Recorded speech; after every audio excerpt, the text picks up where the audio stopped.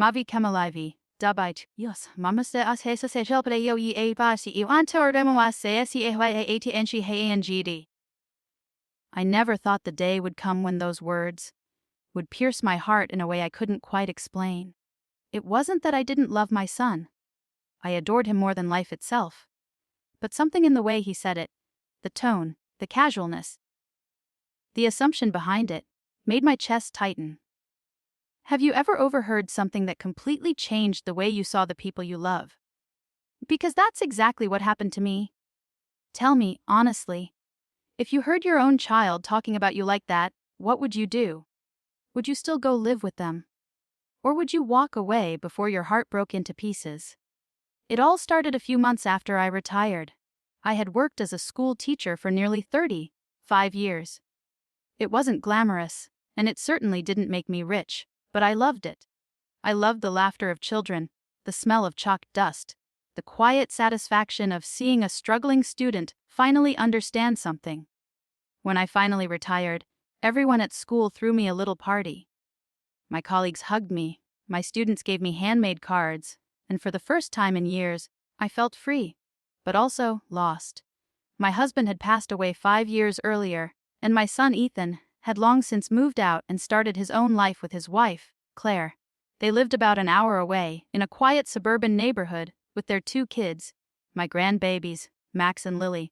I visited when I could, but between work and their busy lives, we didn't see each other often. After retirement, the house felt too quiet. I'd wake up and realize I had nowhere to be. I'd make a cup of tea, sit by the window, and watch the world move on without me. That's when Ethan started calling more often. At first, it warmed my heart. He'd ask how I was doing, if I was eating well, if I was lonely. I thought, maybe he just misses me. Maybe he's finally realizing how fast life moves. Then one evening, he invited me over for dinner. Claire was her usual polished self, smiling but distant, polite but not quite warm. The kids were delighted to see me, and for a few hours, everything felt right. After dinner, while I helped wash dishes, Ethan and Claire disappeared into the living room. I thought nothing of it until I went to grab my purse from the hallway and heard Ethan's voice. "Yes, love, come live with us. Mom's retired, she'll help with our expenses." I froze. My breath caught in my throat. My own son, talking about me like I was some kind of walking paycheck. I didn't move. I just stood there, hidden, listening as Claire sighed. "Ethan, I don't want your mom living here full time. You know how she is. She'll take over the kitchen, and she'll always have an opinion." My heart cracked a little more with each word.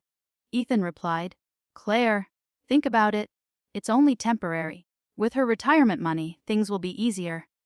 We can save for the new car, pay off the credit card. She loves the kids. It'll be fine." I remember clutching the strap of my purse so tightly that my knuckles turned white. My son wasn't inviting me because he missed me. He was inviting me because I was useful. Because I had money. I quietly slipped out the door that night before anyone noticed, telling myself I must have misunderstood. But I hadn't. Over the next few days, Ethan called again and again, sounding unusually cheerful. "Mom," he said one morning, "Claire and I were thinking, you should come live with us. The house is big, the kids would love having you around, and it's lonely out there, isn't it?" I hesitated, remembering every word I'd overheard. But I didn't want to believe it. He was my son. My only child. I told myself maybe I'd misinterpreted the tone, maybe they truly wanted me there. So I said yes. Moving in was both exciting and terrifying. They cleared out the guest room and painted it a soft yellow. The kids drew me little welcome cards. Ethan even helped me pack my boxes. For the first few weeks, things were fine. I helped cook meals, took the kids to school, cleaned the house, and even paid for groceries once or twice. Claire seemed grateful at first. "You don't have to, Mom," she'd say, but she never refused the money. Slowly, though, I started noticing changes. Little things. Whenever bills arrived, Claire would casually leave them open on the kitchen counter, where I could see them. Ethan would mention how tight things were, how much daycare cost, how his car needed new tires. It was like they were hinting, waiting for me to offer. And I did. I love my family. I couldn't stand seeing them struggle. So I paid for the groceries more often, covered the kids' school supplies, even slipped Claire some cash when she complained about how expensive hair appointments were. But the more I helped, the more distant they became. Claire stopped saying thank you. Ethan stopped checking in on how I was feeling. I'd overhear them whispering at night, and sometimes when I entered the room, the conversation would stop abruptly. It was like I'd become an unwanted guest, except I was paying to stay there. I kept quiet for months, convincing myself it was temporary. I told myself, they're just stressed. Things will get better. But deep down, I knew I wasn't a mother anymore. I was an ATM with gray hair. Then one night, everything changed again. It was late, around 11 p.m. I couldn't sleep, so I went downstairs to make some tea. As I passed by the living room, I heard Claire's voice, sharp and frustrated. Ethan, this isn't working. Your mom's always around. I can't relax in my own home. She's paying for everything, and I feel like we're just using her. My heart leapt for a moment. Maybe she finally saw it too. Maybe she wanted to stop. But then Ethan replied, Claire, we need her right now. Once things stabilize, we can figure it out. Just don't say anything yet. My hands trembled so badly I almost dropped the teacup. That night I cried silently in my room, feeling smaller than I ever had before. So that was the situation I was in. My son and his wife didn't really want me there. They wanted my money, my help, my time. Before I tell you what happened next, I want you to pause and think about it. What would you have done in my shoes? Would you confront your child and risk losing them forever? Or would you stay quiet and keep helping, hoping that maybe, one day, they'd see your worth beyond your wallet? Tell me in the comments, because I really want to know what you think. The next morning, I decided I couldn't live like that anymore. But instead of confronting them right away, I made a plan. I started keeping track of every expense I covered, every bill I paid. I stopped volunteering money.